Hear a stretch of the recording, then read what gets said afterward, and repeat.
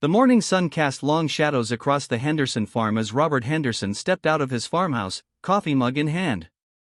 At 62 years old, Robert had been working this land for nearly 4 decades. His weathered hands and sun-beaten face told the story of countless seasons spent tending to crops and livestock. The farm wasn't large by modern standards, but it was his pride and joy. Robert had inherited the property from his father, who had bought it back in 1952 with money saved from working in the steel mills. The farm sat on 43 acres of rolling hills in rural Pennsylvania, about 20 miles outside of Lancaster County. Most of the land was used for corn and soybeans, but Robert also kept a small vegetable garden, 3 dairy cows, and a chicken coop that housed about 30 hens. The chicken coop had been Robert's latest project. He had built it himself the previous spring, using reclaimed wood from an old barn that had been torn down on a neighboring property. The coop was his pride, complete with nesting boxes, proper ventilation, and a secure run where the chickens could roam during the day. His hens were good layers, producing enough eggs not only for his family but also to sell at the local farmers market on Saturday mornings. On this particular Tuesday morning in late September, Robert noticed something was wrong the moment he approached the chicken coop. The wire gate that led into the run was slightly ajar, which was unusual because Robert was meticulous about securing it each evening. He frowned, thinking perhaps his wife Martha had been out to collect eggs earlier and hadn't latched it properly. But, as he got closer, Robert realized that Martha was still inside getting breakfast ready. She never collected eggs before he did his morning rounds. Something else was amiss. The chickens seemed more agitated than usual, clucking and pacing nervously around the run.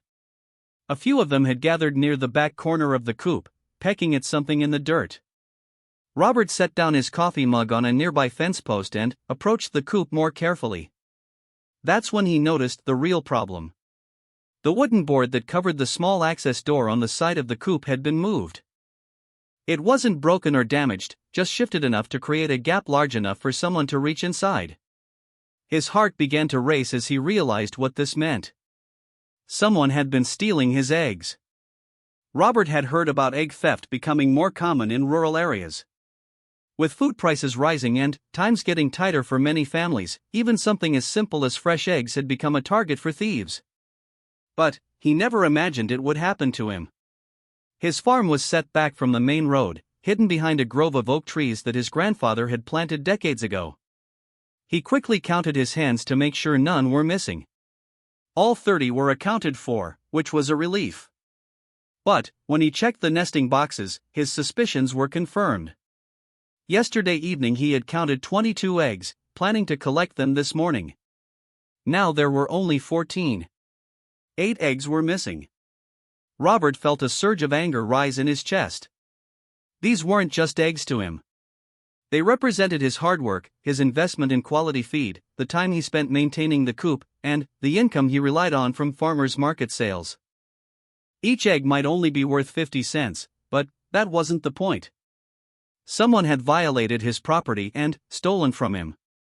He walked around the perimeter of the coop, looking for clues. The ground was still soft from rain 2 days earlier, and he could make out footprints in the mud near the side access door. They were small prints, much smaller than his own size 12 boots.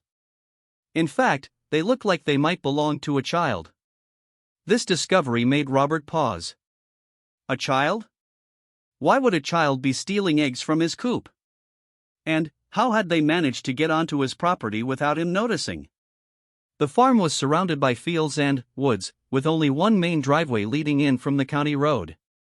Robert decided to examine the area more thoroughly. He followed the small footprints as they led away from the coop, through his garden, and toward the tree line at the edge of his property. The prints were definitely from a child's shoes, maybe size 4 or 5.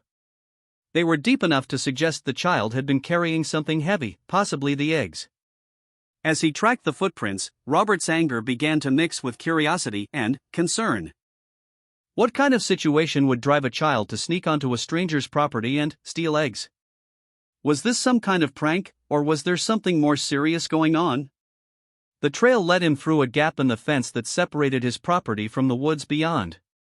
Robert had never noticed this gap before. It appeared that someone had carefully bent back the wire fencing, creating just enough space for a small person to squeeze through. The bent wire showed signs of repeated use, suggesting this wasn't the first time someone had used this route. Robert stood at the fence line, looking into the dense woods beyond his property. The footprints disappeared into the fallen leaves and undergrowth, making them impossible to follow further. But he now knew that whoever was taking his eggs was using this hidden entrance, probably coming and going under cover of darkness. He walked back to the farmhouse, his mind racing with questions. Should he call the sheriff? Set up some kind of trap or surveillance? Or should he try to handle this himself?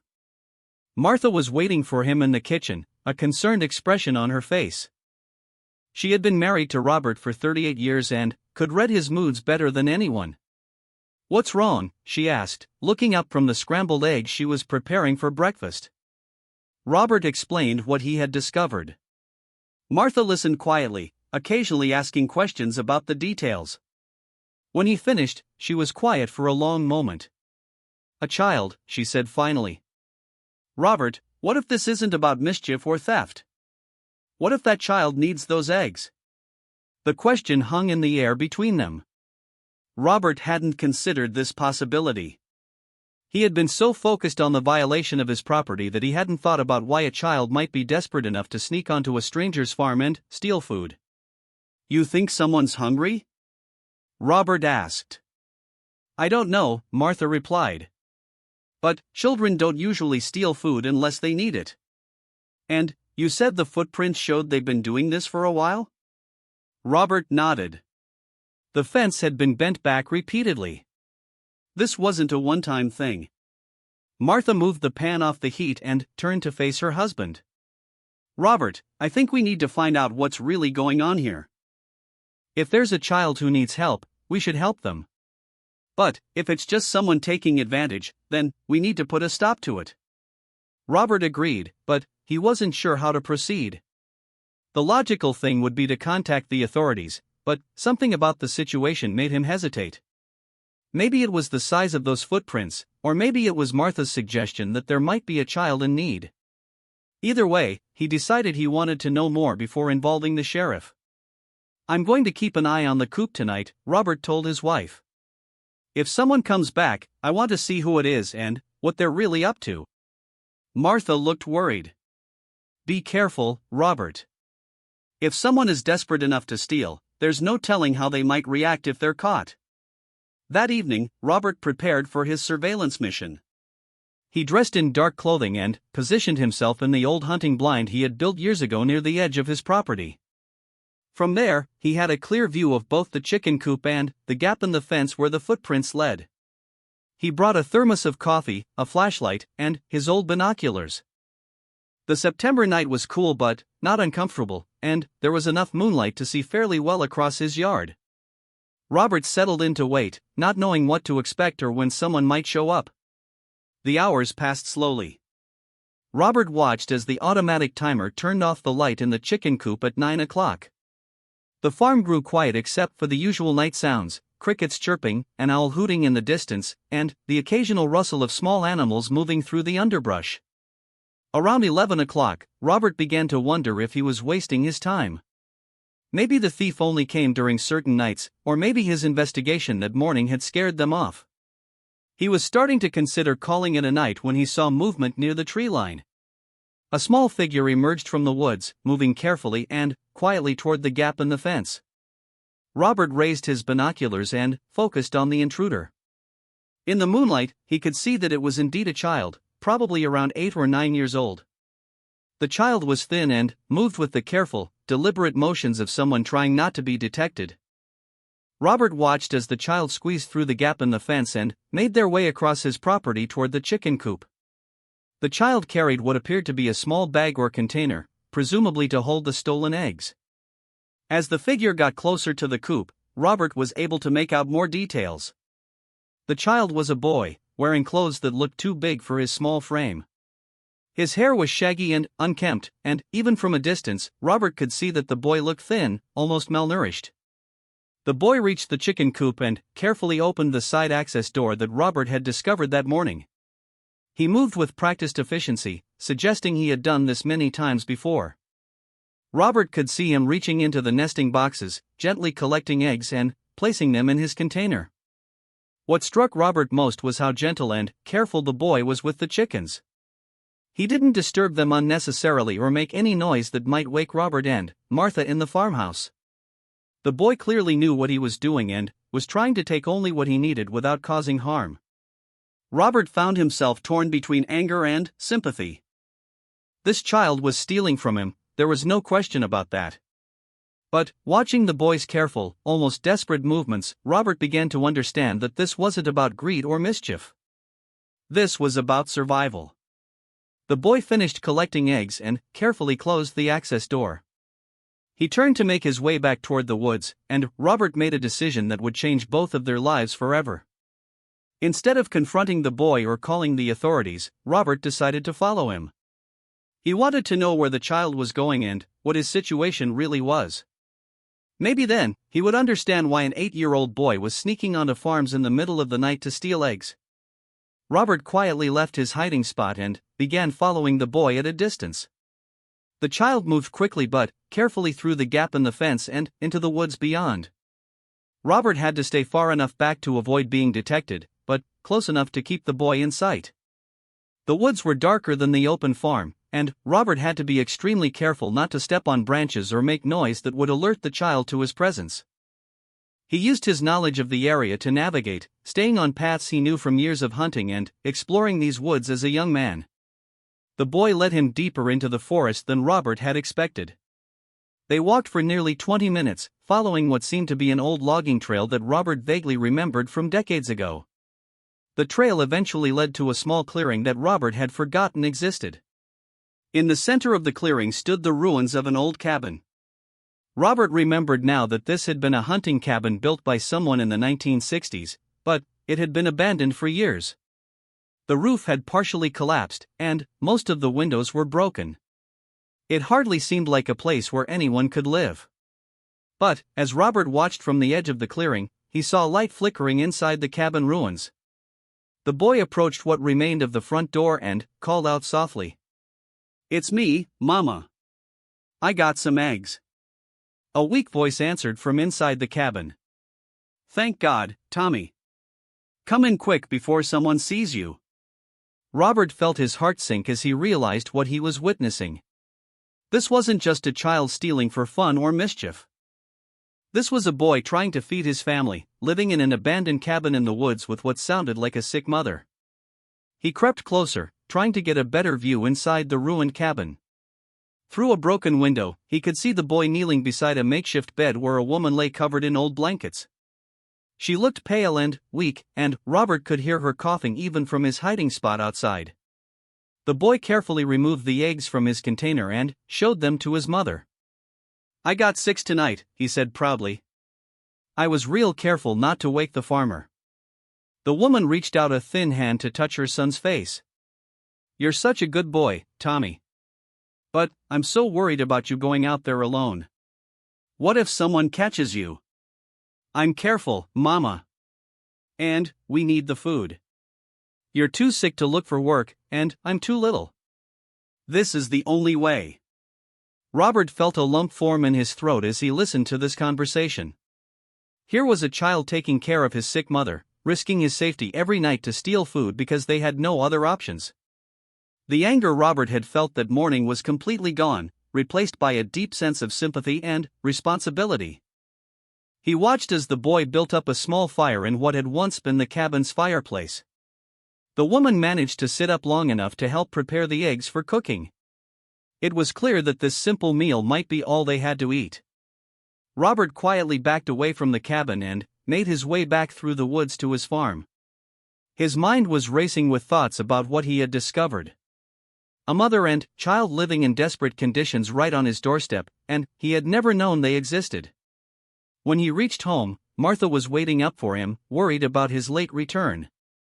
"What happened?" she asked immediately.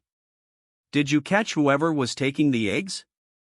Robert sat down heavily at the kitchen table and told Martha everything he had witnessed. He described the young boy, the abandoned cabin, the sick mother, and the desperate conversation he had overheard. When he finished, Martha had tears in her eyes. "That poor child," she whispered. "And his mother. Robert, we have to help them." "I know," Robert replied. "But I'm not sure how. I can't just knock on their door and offer help. The boy would know I followed him, and they might run away thinking I'm going to turn them in." "There has to be something we can do," Martha insisted. "We can't just pretend we don't know about this." Robert agreed, but he needed time to think about the best way to approach the situation. These were clearly people who had fallen through the cracks of society, living in conditions that no one should have to endure, especially not a child. But they were also proud people, trying to survive on their own rather than asking for help. As Robert lay in bed that night, he couldn't stop thinking about the scene he had witnessed in the abandoned cabin. The image of that young boy carefully collecting eggs to feed his sick mother would stay with him forever. By morning, he knew exactly what he was going to do. Robert Henderson woke up the next morning with a clear plan in mind. After what he had witnessed the night before, he knew that simply confronting Tommy and his mother wouldn't work. These people were clearly desperate and distrustful of strangers. If he approached them directly, they might disappear deeper into the woods or leave the area entirely. Instead, Robert decided on a different approach. He would find a way to help them without revealing that he knew their secret, at least not at first. He wanted to build trust gradually and show them that not everyone in the world was a threat. Robert shared his plan with Martha over breakfast, and she immediately offered her full support. Together, they worked out the details of what Robert would later describe as the most important decision of his life. The first step was simple but crucial. Instead of securing the chicken coop better or setting traps, Robert decided to make it easier for Tommy to get the eggs.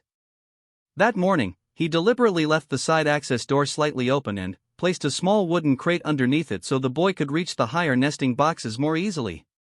But Robert's plan went much further than just making the theft more convenient. He decided to start leaving additional food items where Tommy would find them during his nightly visits.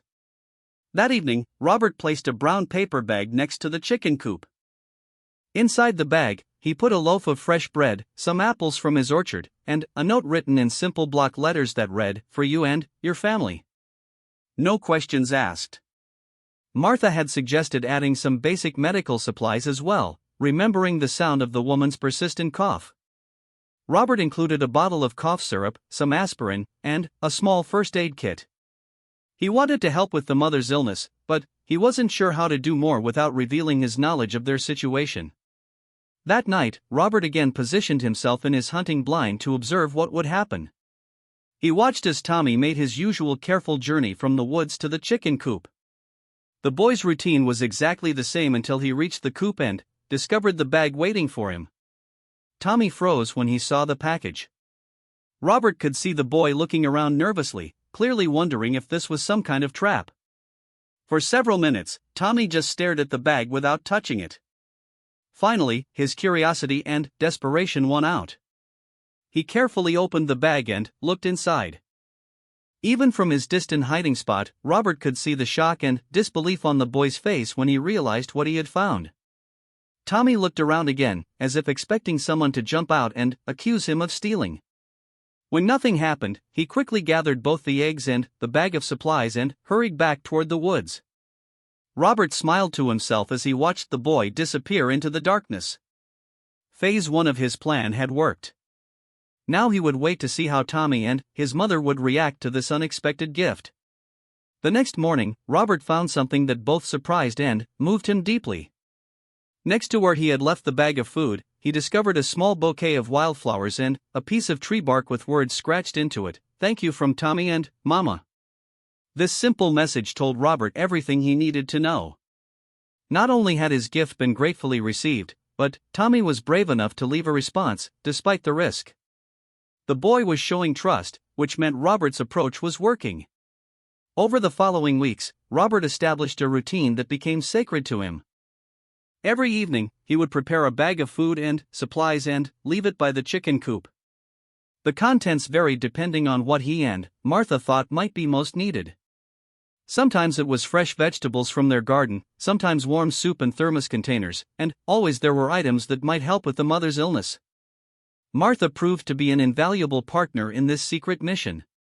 She used her knowledge as a former nurse to select appropriate medications and treatments for someone with respiratory problems. She also began knitting warm blankets and clothing, carefully estimating sizes based on Robert's descriptions of Tommy and his mother. Each morning, Robert would find the empty containers from the previous night, often accompanied by small tokens of gratitude. Sometimes it was flowers, sometimes interesting stones or pieces of wood carved with simple designs. Once, Tommy left a drawing scratched into a piece of birch bark that showed a man, woman, and child standing together under a tree. The message was clear: they were becoming a family of sorts, even though they had never officially met. But Robert knew that this arrangement, while helpful, wasn't a long-term solution. Winter was approaching, and no one could survive a Pennsylvania winter in an abandoned cabin, especially not a sick woman and a young child. He needed to find a way to offer more substantial help without scaring them away. The opportunity came in early October when Robert made a discovery that changed everything. While exploring the woods during one of his hunting trips, he found evidence that Tommy and his mother weren't the only people living rough in the area. He discovered the remains of several other makeshift camps, some clearly abandoned recently and others that appeared to have been used more long-term. Robert realized that there was a hidden population of homeless people living in the woods around his farm, people who had fallen on hard times and had nowhere else to go. This discovery gave him an idea for how he might be able to help Tommy and his mother more directly. Robert had always been active in his church, and he knew that the congregation had been looking for a way to help address homelessness in their rural community. Most of the focus had been on the larger towns and cities, but clearly there were people in need right in their own backyard. He approached Pastor Williams with his discovery, being careful not to mention Tommy and his mother specifically. Instead, he talked about the abandoned camps he had found and suggested that the church might want to organize some kind of outreach program for people living rough in the rural areas. Pastor Williams was immediately interested. Within a week, he had organized a small committee to explore the idea of providing assistance to homeless individuals and families in the surrounding countryside. The committee included Robert, Martha, Dr. Sarah Chen, who ran the local clinic, and several other church members who had experience with social services. The committee's first decision was to organize what they called resource drops at various locations throughout the woods. These would be weatherproof containers stocked with food, warm clothing, basic medical supplies, and information about local services available to people in need. More importantly, the committee decided to offer no-questions-asked assistance to anyone who needed help. They would set up a system where people could leave messages at the resource drop locations if they needed specific help or wanted to make contact with someone who could assist them. Robert volunteered to manage the resource drop that would be located closest to where he knew Tommy and his mother were staying. This would give him an opportunity to provide help while still maintaining the fiction that he didn't know about their specific situation. The first resource drop container was installed on a Saturday morning in late October. Robert chose a location about halfway between his farm and the abandoned cabin where Tommy and his mother were living. The container was a large, waterproof storage box secured to a tree with a chain and combination lock. A sign on the outside explained that it contained free supplies for anyone who needed them and provided instructions for how to access the contents. That evening, instead of leaving supplies by the chicken coop, Robert left a note explaining about the resource drop and providing the combination to the lock. His message read, "New help available. Check the woods between here and where you live. Combination is 1847. Tell your mama there are people who want to help." The next morning, the note was gone. Robert spent the day wondering if Tommy would have the courage to check out the resource drop, or if the boy would be too suspicious of this new development. His answer came 2 days later when he checked the resource drop container and found that someone had taken several items, including warm jackets, canned food, and, most importantly, some of the medical supplies that Dr. Chen had recommended for respiratory ailments. But the real surprise was what had been left behind. Inside the container, Robert found a piece of paper with a message written in a child's careful handwriting. "My mama is very sick. She coughs all the time and has a fever. Is there a doctor who can help us? We don't have money, but we can work. Tommy." Robert stared at this message for a long time, feeling a mixture of sadness and hope. Tommy was finally reaching out for the help his mother desperately needed, but he was still trying to maintain his independence by offering to work in exchange for assistance. Robert immediately contacted Dr. Chen and showed her Tommy's message. Dr. Chen was moved by the boy's request and offered to provide medical care regardless of the family's ability to pay. She suggested that Robert leave a response message explaining how to arrange for medical help. But Robert had a different idea. He realized that this was the perfect opportunity to finally make direct contact with Tommy and his mother. If he could position himself as a messenger or representative of the church committee, rather than as the farmer whose eggs had been stolen, he might be able to gain their trust and provide the help they needed. Robert spent hours crafting his response message. He wanted to strike the right tone, helpful and trustworthy, but not threatening or suspicious. Finally, he settled on a simple approach. Tommy, there is a doctor who wants to help your mama. She will come to you for free. If you want this help, come to the Henderson farm on Sunday at 2 p.m. Look for the man in the blue coat standing by the chicken coop. He will be alone and he is safe. Tell him you are looking for Tommy's friend. He will understand. Robert placed this message in the resource drop container along with additional medical supplies and more warm clothing. Now all he could do was wait and hope that Tommy would trust him enough to make contact. Sunday afternoon arrived with an unseasonably warm October day. Robert put on his blue coat and positioned himself near the chicken coop exactly as he had promised in his message. Martha waited inside the house, and Dr. Chen was on standby at her clinic, ready to come to the farm as soon as Robert called her. At exactly 2 p.m., Robert saw a small figure emerge from the tree line. Tommy approached slowly, clearly nervous and ready to run at the first sign of trouble. The boy stopped about 20 yards away and called out in a voice barely loud enough for Robert to hear. "Are you Tommy's friend?" Robert's heart was pounding, but he kept his voice calm and steady. "Yes, Tommy. I'm here to help you and your mama. My name is Robert Henderson, and I'm with the church group that's been leaving supplies in the woods." Tommy took a few steps closer but maintained his distance. "You said there's a doctor?" "That's right," Robert replied. "Dr. Chen runs the medical clinic in town. She wants to help your mama get better. She won't charge you anything, and she won't ask questions that you don't want to answer." "What if the doctor wants to take us away?" Tommy asked, voicing the fear that Robert had expected. "No one wants to take you away from your mama," Robert assured him. "Dr. Chen just wants to help her feel better. You and your mama can decide what happens after that." For several minutes, Tommy stood frozen with indecision. Robert could see the internal battle playing out on the boy's young face. The need for help was warring with a deep distrust of adults and authority figures. Finally, Tommy made his decision. "My mama is really sick," he said quietly. "She's getting worse, and I don't know what to do." "Let me help," Robert said simply. "Let me call Dr. Chen, and we can all go see your mama together. You'll be in charge the whole time. If you want the doctor to leave at any point, just say so." Tommy nodded reluctantly. Robert pulled out his cell phone and called Dr. Chen, who arrived at the farm within 15 minutes. Robert introduced her to Tommy, and he was impressed by how naturally she connected with the frightened boy. Dr. Chen knelt down to Tommy's eye level and spoke to him in a gentle voice.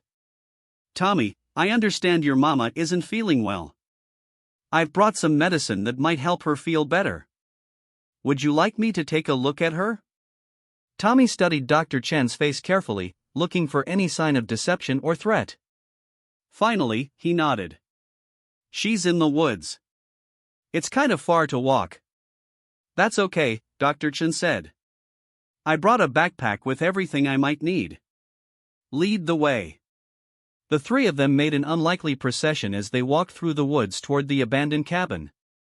Tommy led the way, frequently looking back to make sure Robert and Dr. Chen were still following. Robert carried Dr. Chen's medical bag, and Dr. Chen brought a larger backpack filled with supplies. As they walked, Robert marveled at how surreal the situation had become. A month ago, he had been angry about stolen eggs. Now he was leading a doctor through the woods to provide medical care to the very people who had been taking those eggs. When they reached the clearing where the abandoned cabin stood, Tommy called out to announce their arrival. "Mama, I brought help. There's a doctor here who wants to make you feel better." A weak voice answered from inside the cabin. "Tommy, what have you done? I told you not to trust strangers." "It's okay, Mama," Tommy replied. "These are the people who've been leaving us food and medicine. They're here to help." Robert and Dr. Chen waited outside while Tommy went in to talk to his mother. They could hear a whispered conversation, with the woman expressing fear and Tommy trying to reassure her. Finally, Tommy emerged and gestured for them to come inside. The scene inside the abandoned cabin was even more heartbreaking than Robert had imagined. The woman was clearly very ill, lying on a makeshift bed constructed from old blankets and salvaged materials. The cabin itself was barely habitable, with gaping holes in the roof and walls that would provide no protection from winter weather. But what struck Robert most was how clean and organized everything was, despite the terrible conditions. Tommy and his mother had made the best of their desperate situation, creating a space that was somehow dignified despite being constructed entirely from discarded materials. Dr. Chen approached the woman slowly and introduced herself. "I'm Dr. Chen. Tommy asked me to come take a look at you. Would that be all right?" The woman, who appeared to be in her 30s but looked much older due to illness and hardship, nodded weakly. "I'm Susan," she said. "I'm sorry we don't have chairs or anything proper for visitors." "Don't worry about that," Dr. Chen replied, kneeling beside Susan's bed. "Tommy tells me you've been coughing and having fevers. How long has this been going on?" As Dr. Chen began her examination, Robert learned more about Susan and Tommy's story. Susan explained that they had been living in the cabin for about 3 months, after being evicted from their apartment when Susan lost her job due to her illness. Tommy's father had left when Tommy was very young, and Susan had no family to turn to for help. Susan had developed what appeared to be pneumonia, but she had been afraid to seek medical treatment because she had no insurance and no money to pay for care. She had been trying to treat herself with over-the-counter medications, but her condition had only gotten worse. Dr. Chen's examination confirmed Robert's suspicions. Susan had a severe respiratory infection that required immediate treatment with prescription antibiotics. Without proper medical care, her condition could become life-threatening. "Susan," Dr. Chen said gently, "you're very sick, and I need to get you some strong medicine right away. I'd like to take you to my clinic where I can run some tests and start you on the treatment you need." Susan shook her head immediately. "I can't pay for that. And what about Tommy? I can't leave him alone." "You won't be leaving Tommy alone," Robert interjected. "And you don't need to worry about paying.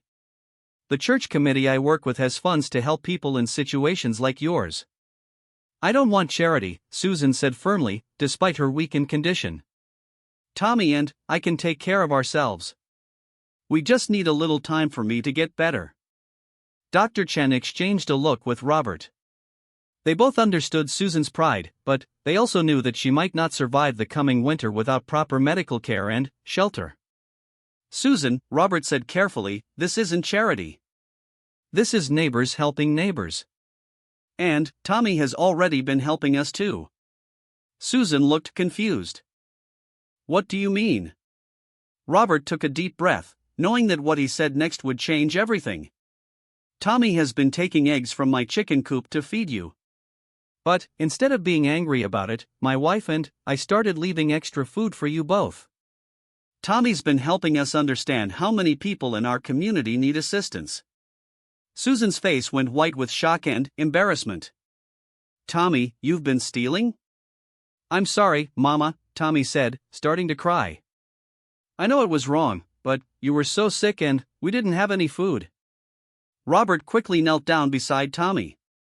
"Son, you weren't stealing. You were taking care of your mama. That's what good sons do. And now we want to help take care of both of you."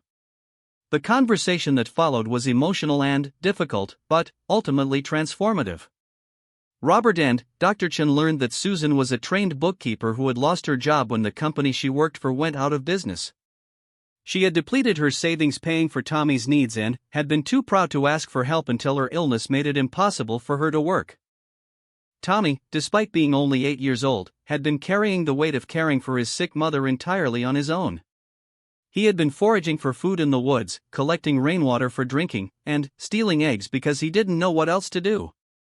As the afternoon wore on, Robert and Dr. Chen worked together to convince Susan to accept their help. They assured her that accepting assistance didn't make her weak or worthless, and that everyone sometimes needs help from their community. Finally, Susan agreed to let Dr. Chen take her to the clinic for treatment. But she insisted that she and Tommy would find a way to repay the kindness they were being shown. Robert smiled at this stubborn independence, recognizing something of himself in Susan's fierce pride. "We'll figure something out," he promised. "But, right now, the only thing that matters is getting you healthy again." As they prepared to leave the abandoned cabin, Tommy gathered up the few possessions that he and his mother owned. Robert was struck by how little they had: some clothes, a few basic cooking implements, and a small wooden horse that Tommy clutched protectively. "My daddy made this for me before he went away," Tommy explained when he saw Robert looking at the toy. "It's all I have left of him." Robert felt his heart break a little more. This brave little boy had been through more hardship than most adults ever experienced, yet he was still capable of trust and gratitude. As they walked back through the woods toward Robert's farm, he found himself thinking about the incredible chain of events that had led to this moment. A month ago, he had discovered that someone was stealing his eggs. Today, he was helping to save 2 lives.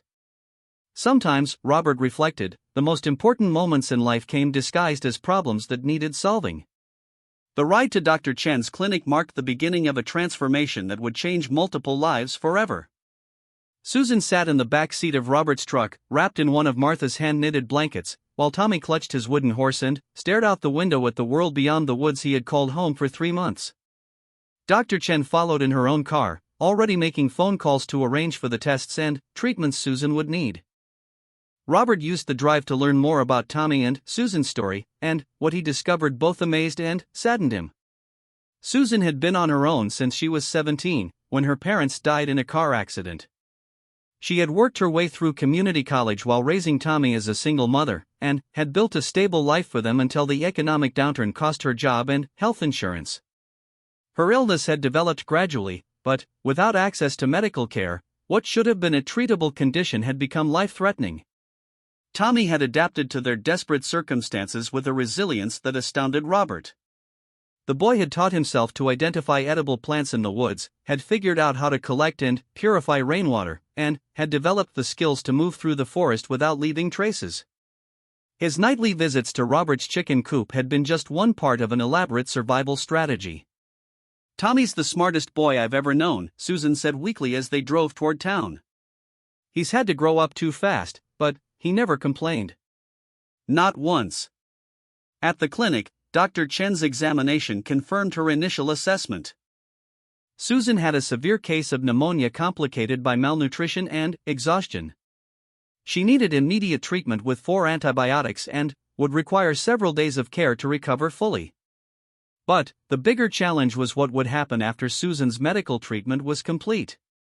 She and Tommy had no home to return to, no income, and winter was approaching fast.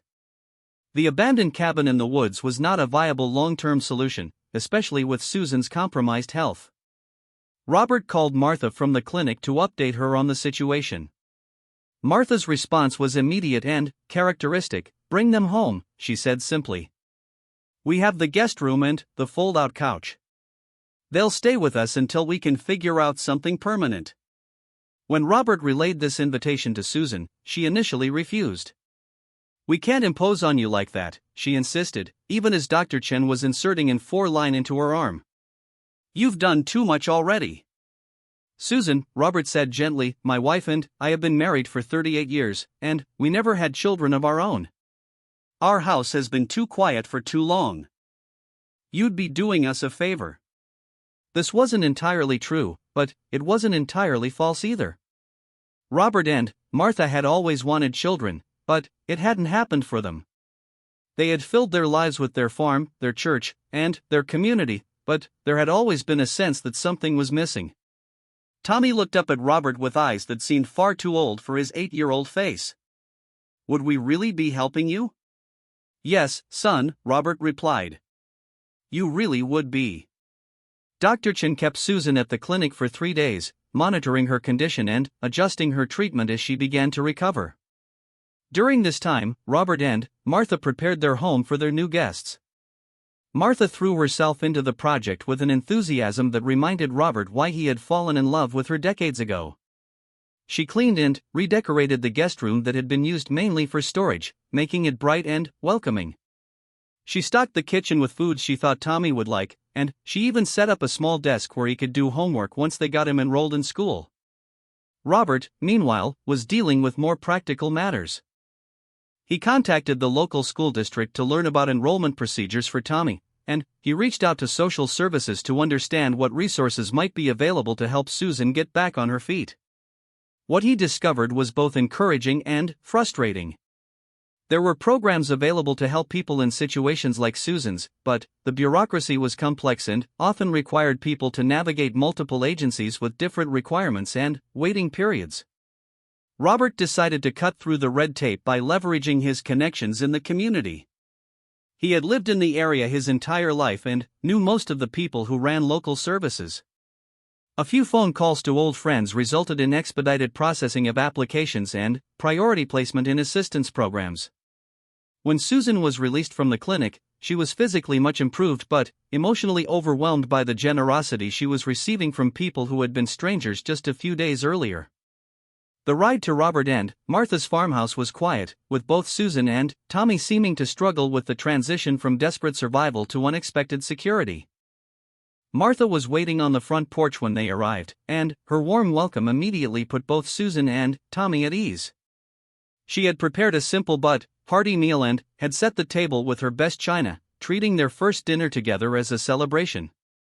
"Welcome home," Martha said as she showed Susan and Tommy to their rooms.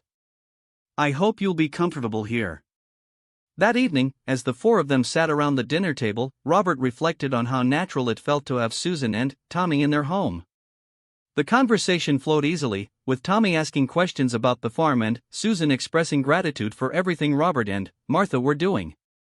But Robert could see that both Susan and Tommy were still guarded, still waiting for the other shoe to drop. They had been disappointed and let down too many times to fully trust that this kindness was genuine and lasting. The process of building that trust took time. Over the following weeks, Robert and Martha worked carefully to show Susan and Tommy that they were welcome to stay as long as they needed, without conditions or expectations beyond basic courtesy and respect. Tommy adapted to his new circumstances with the same resilience he had shown in the woods. Robert enrolled him in the local elementary school, where his teacher quickly recognized him as an exceptionally bright child who had simply lacked opportunities to demonstrate his abilities. Tommy threw himself into his studies with an intensity that amazed everyone, as if he were making up for lost time. After school and on weekends, Tommy became Robert's shadow, following him around the farm and learning everything there was to know about caring for animals and growing crops. The boy had a natural affinity for the work, and Robert found himself looking forward to these teaching sessions as much as Tommy enjoyed learning. Susan's recovery was more gradual, both physically and emotionally. The pneumonia had taken a significant toll on her body, and the months of stress and malnutrition had left her weakened. But more challenging was overcoming the psychological impact of the trauma she had experienced. Martha proved to be the perfect partner in Susan's healing process. As a former nurse, she understood the medical aspects of Susan's recovery, but, more importantly, she provided the emotional support that Susan needed to rebuild her confidence and self-worth. The two women spent long hours talking over coffee in the farmhouse kitchen. Martha shared stories of her own struggles and disappointments, helping Susan understand that everyone faced challenges and that needing help didn't make her a failure as a person or a mother. As Susan regained her strength, she insisted on contributing to the household. She took over much of the cooking and cleaning, and she used her bookkeeping skills to help Robert organize his farm records and tax preparations. These contributions helped Susan feel like she was earning her place in the home rather than simply accepting charity. By Thanksgiving, just 2 months after their first meeting, the four of them had settled into a routine that felt like family. They shared meals, chores, and conversations with an ease that surprised everyone, especially Robert and Martha, who had never experienced the daily rhythms of family life. The holiday season brought its own challenges and revelations. Susan worried about not being able to provide Christmas gifts for Tommy, but Robert and Martha helped her understand that the greatest gift they could all give each other was their presence and commitment to building a future together. Tommy's Christmas wish was simple but profound. When Martha asked him what he wanted Santa to bring him, he replied, "I want to stay here forever. I want Robert to teach me how to be a farmer, and I want Mama to never be sick again." This innocent request prompted a serious conversation between Robert, Martha, and Susan about long-term arrangements. Susan had been looking for work and hoping to eventually find a place of her own, but the reality was that jobs were scarce and housing was expensive. More importantly, all four of them had discovered that they didn't want to separate. The solution they arrived at was unconventional but perfectly suited to their situation. Susan would continue living at the farm and working as Robert's bookkeeper and farm manager. In exchange, she and Tommy would have a permanent home and be considered full members of the family.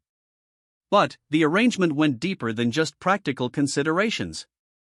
Robert and Martha formally invited Susan and Tommy to consider them family, and they began the legal process of ensuring that Tommy would be cared for if anything happened to Susan. The transformation was completed the following spring when Robert suggested that Susan and Tommy consider changing their last name to Henderson. "It's not about forgetting where you came from," he explained. "It's about becoming who you're meant to be." The legal name change ceremony at the county courthouse was a small but emotional affair, with Dr. Chen and Pastor Williams serving as witnesses.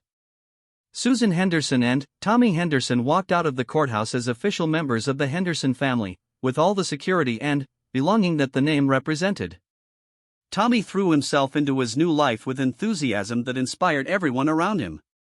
He excelled in school, became an active member of the church youth group, and spent every free moment learning about farming from Robert. By his 10th birthday, he was talking seriously about studying agriculture in college and eventually taking over the Henderson farm. Susan blossomed in her new role as farm manager and family member. Her natural intelligence and organizational skills proved invaluable in modernizing Robert's farming operations.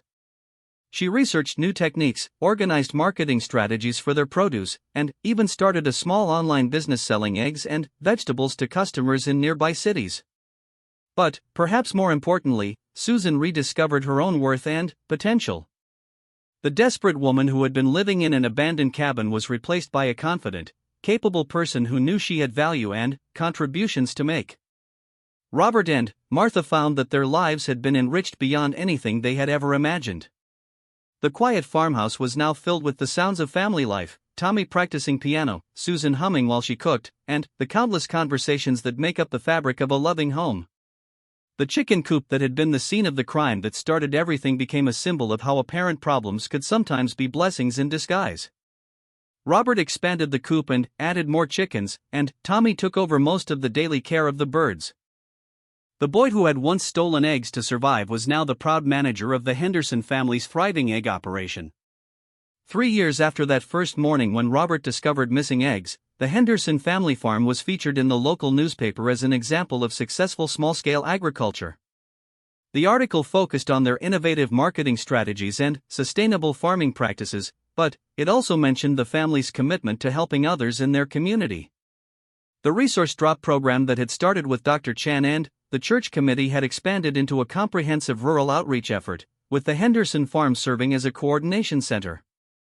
Susan managed the logistics, Tommy helped with deliveries, and Robert and Martha provided funding and emotional support. They had helped dozens of individuals and families over the years, providing everything from emergency food supplies to job training and temporary housing. The abandoned cabin where Susan and Tommy had lived was now a way station where people could stay temporarily while getting back on their feet. But the most important impact was on their own family. Robert often said that discovering Tommy taking eggs from his coop was the best thing that had ever happened to him. What had seemed like a simple case of petty theft had actually been the beginning of the family he and Martha had always wanted. Tommy, now 11 years old and thriving in 6th grade, sometimes asked Robert to tell him the story of how they became a family. Robert always started the same way. Well, son, it all began when I thought someone was stealing from me, but it turned out they were actually giving me the greatest gift I'd ever received. Susan would usually add her own perspective. Sometimes when you think you've lost everything, you're actually about to find everything you never knew you needed. The story of the Henderson family became something of a local legend, often cited as an example of how communities could come together to support their most vulnerable members.